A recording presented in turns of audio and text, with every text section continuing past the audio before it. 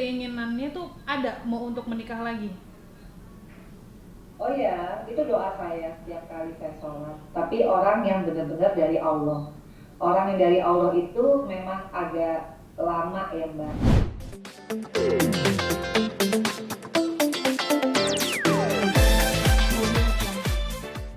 Hal apapun buat saya sekarang udah nggak terlalu menyakitkan gitu. Karena yang lebih menyakitkan tuh ya jauh dari anak. Kalau cuma cerai doang sih buat saya kayaknya saya malah nggak nangis tuh.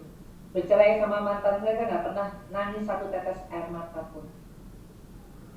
Tapi jauh dari anak itu yang membuat saya memang lemah banget. Dan itu pembelajaran bahwa ujung-ujungnya anak pun bukan milik kita, anak itu milik Allah. Makanya kita harus selalu dekat sama Allah dimanapun, kapanpun, dalam situasi senang, dalam situasi sedih, apalagi gitu. Karena ya sekali lagi semua bukan milik kita. Even nyawa kita pun memang bukan milik kita. Nah itu yang saya dapetin setelah saya bercerai. Waktu saya belum bercerai, saya adalah orang yang sangat sinetron. Oh suami ada, anak ada, dalam genggaman semua kayaknya hidup gua kelar gitu.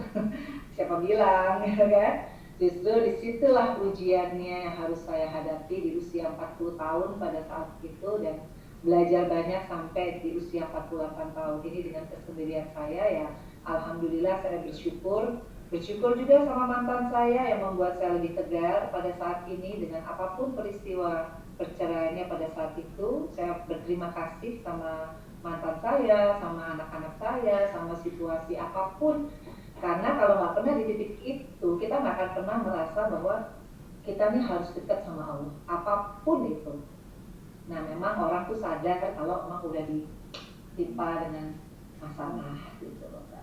Tapi mungkin dulu juga sempat kayak eye contact aja Feral nggak mau, atau minum minum yang dibuatin sama Mbak Vena Feral nggak mau minum, apakah sampai segitu? Iya, kalau mau dibilang perbedaan itu banyak ya, bukan hanya hal-hal kecil ya. Tentunya kalau kita punya anak kan kita tahu anak kita siapa, kan kita yang lahirin. Banyak yang saya nggak bisa cerita gitu. Bagaimana kalau nggak mungkin lah saya sesuffer itu gitu. Tapi ya that's life. Artinya buat saya kenapa saya mau sharing, saya bukan ingin menjelekkan siapapun ya. Karena Feral itu saya anggap dia justru anak yang lebih kuat daripada saya. Kenapa? Yang paling suffer itu kalau dari perceraian itu bukan kita, orang tuanya, tapi anak. Jadi Feral itu bisa membalikkan posisi dia menjadi broken home, menjadi yang berprestasi, itu juga luar biasa. Karena saya juga di titik itu kan dulu. Saya bisa membalikkan pada saat itu orang tua saya cerai, saya nggak narkoba, alhamdulillah. Saya bukan malah jadi perempuan yang aneh-aneh. Saya ikut Noni Jakarta, alhamdulillah menang. Saya ikut Putri Indonesia, alhamdulillah menang. Artinya ketidaksempurnaan ini saya balikan menjadi harus sempurna. Sempurnanya menurut saya ya, kalau sempurna menurut orang lain kan beda-beda. Tapi saya membuat ini sempurna. Sempurna dengan cara saya tidak membuat situasi menjadi runyam. Nah akhirnya begitu saya sendiri bercerai, Feral dan Atala alhamdulillah bisa melihat itu, bahwa mereka harus membalikan situasi bukan menjadi anak broken home, tapi menjadi anak yang berprestasi. Meskipun sekarang memang Feral sama Atala belum kuliah ya, masih sibuk di dunia entertainment, tapi artinya ya sudahlah, artinya mereka sudah punya keputusan mereka mau bekerja di entertainment, ya saya harus support, harus harus doakan gitu loh Kak. Mungkin saat itu pernah nggak sih Mama Vena berpikiran untuk mengakhiri hidup atau gimana? Oh enggak lah. Cuma depresi aja. Kalau mengakhiri hidup malahan enggak gitu. Karena buat saya sekali lagi target saya kan waktu itu terus terus tegar ya, terus sehat, terus bisa melalui ini dengan survive aja gitu. Jangan yang sakit kan. Kalau kita stres nggak bisa memanage otak, amit-amit kita bisa sakit macam-macam kan, sakit kanker lah, amit-amit sakit apa, dan alhamdulillah sampai di titik ini Allah memberikan saya kesehatan, karena Allah itu memberikan saya PR, menitipkan, atau saya harus memuliakan Fania, membesarkan, mendidik. Ya nggak mungkin lah saya dalam keadaan nggak sehat kan gitu. Makanya saya harus pacu tiap hari, mindset saya adalah PR-nya Fania nih, umurnya masih 4 tahun lagi. Saya udah 48, coba bisa bayangin aja dia 17 tahun nih. Saya umurnya baru 60 berapa. Itu kan juga lumayan ya. Namanya otot-otot, namanya otak itu harus diperkuat terus tiap hari. Makanya saya olahraga lagi gitu. Yang dulu di DPR nggak banyak waktu.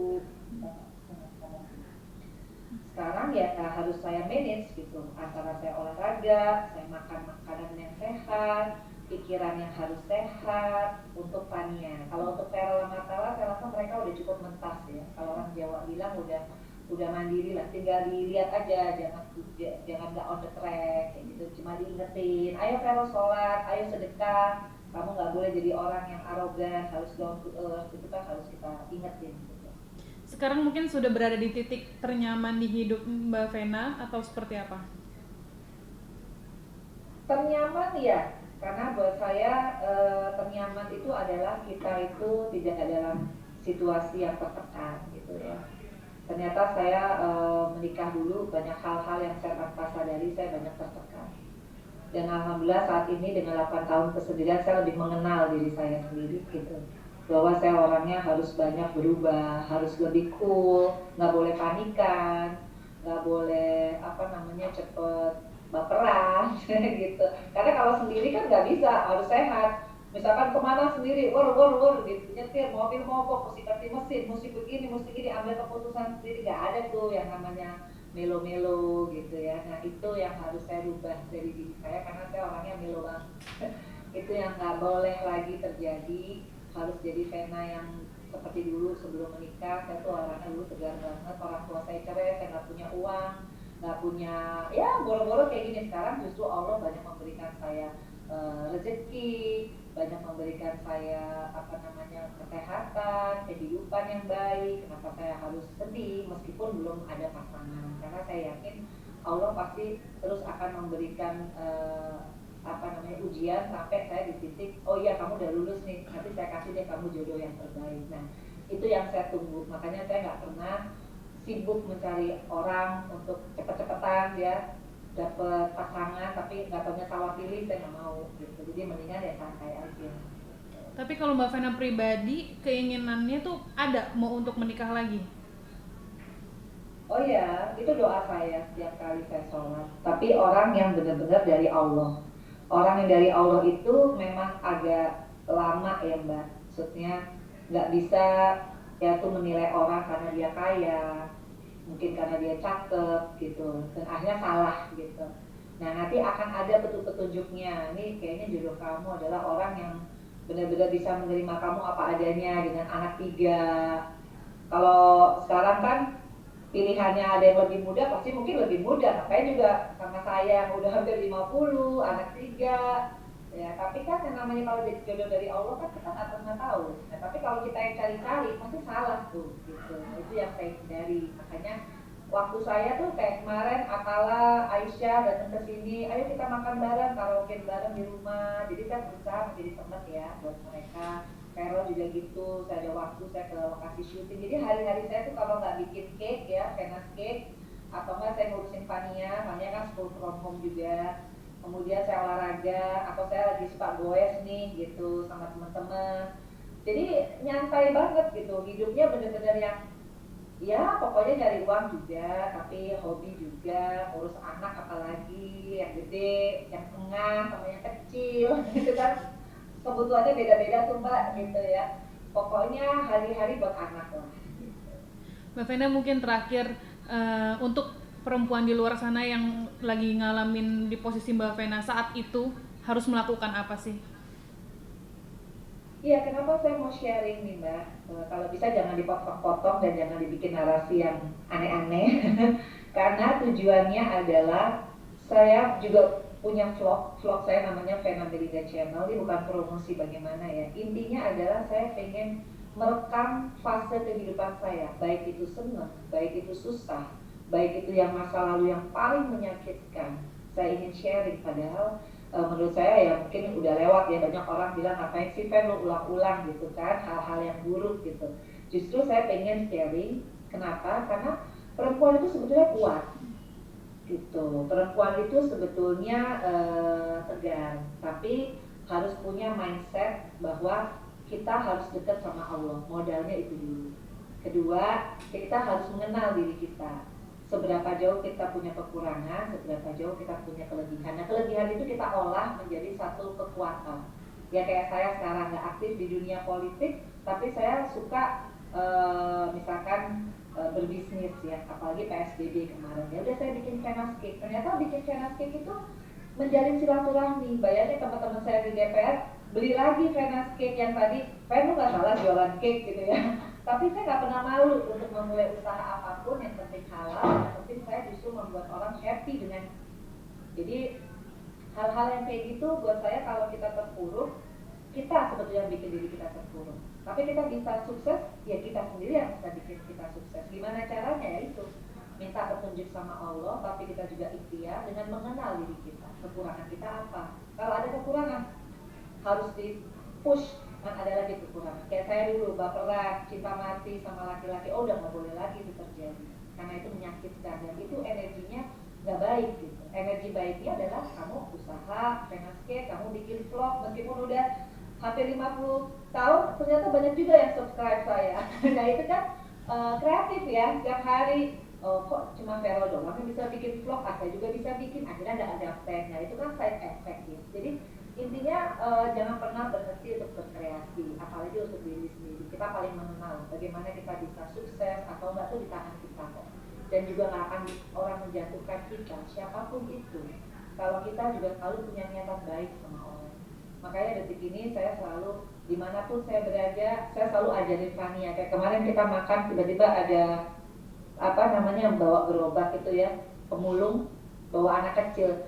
Saya stop, saya suruh Fania pesen mie bakso lagi, Fania yang kasih, pakai masker ya gitu. Kenapa mah kita harus bagi orang itu, kata Fania. Kenapa dia nggak punya rumah mama? Ya karena dia tidak punya rumah, karena dia belum sukses. Makanya Fania mesti sekolah. Kalau udah sekolah pintar, punya uang, harus berbagi. Itu namanya berbagi, nanti Allah catat. Nah hal-hal itu yang saya tanamkan sama Vero, sama Atala. Dan jujur melalui ini saya bangga banget, khususnya buat Vero, buat Atala. Mereka bisa melalui semua hal yang buat saya tuh, saya aja mungkin waktu itu nggak kuat, padahal usianya udah 40 tahun. Tapi kalau saya lihat Vero statementnya pada saat saya dibikin surprise party, dia selalu bilang, aku nggak pernah nyesel atas apa yang terjadi sama aku. Aku bangga punya mama seperti mama, punya papa seperti papa. Jadi di situ mengajarkan saya nggak perlu sakit hati lagi sama siapapun orangnya, karena anak itu aja memaafkan. Ya saya harus bisa memaafkan siapapun dalam hidup saya yang mungkin menurut saya pada saat itu menyakitkan hati saya. Itu memaafkan, itu ikhlas. Nah itu yang satu poin juga buat ibu-ibu. Memang menjadi ikhlas itu harus belajar, harus dipaksa. Ikhlas, sabar, tawakal, kayak gitu.